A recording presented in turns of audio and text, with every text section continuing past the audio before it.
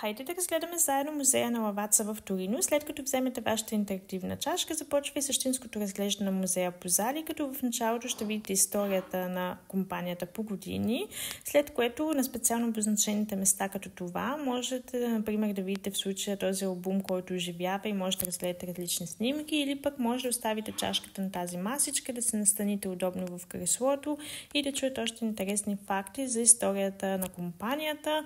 Също така, това, което на мен ми хареса, е, че може да разгледате и най-различни старовремски машини за кафе.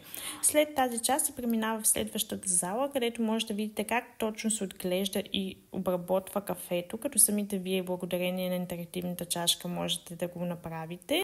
След което може да надникнете в самата лаборатория, да научите как точно се извършва дегустацията. А следващата зала е залата, заради която аз лично дойдох, посветена на маркетинг частта. Там се намира и специално разработеното от Лаваца кафе машина, която е изпратена с италианската астронавтка Саманта и за която всъщност говоря в моята книга «Италия вечната приказка». Определено е доста различна от стандартната. След което се качваме на втория етаж, където ни посрещат Кабаеро и Карменсита. Те са били в миналото рекламни лица на Лаваца в продължение на доста години, като отделно се излъчвало и детско предаване, подобно нашето Сънчо, където те са били главните лица. Тук може да се направите различни снимки с интерактивната чашка. Няма да ви показвам всичко, за да не ви разваля изненадата.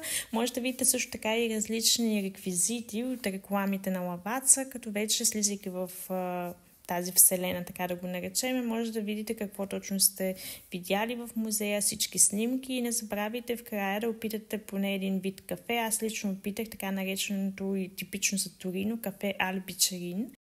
Споделете ми в коментар кое най-много ви е харесало и дали бихте отишли.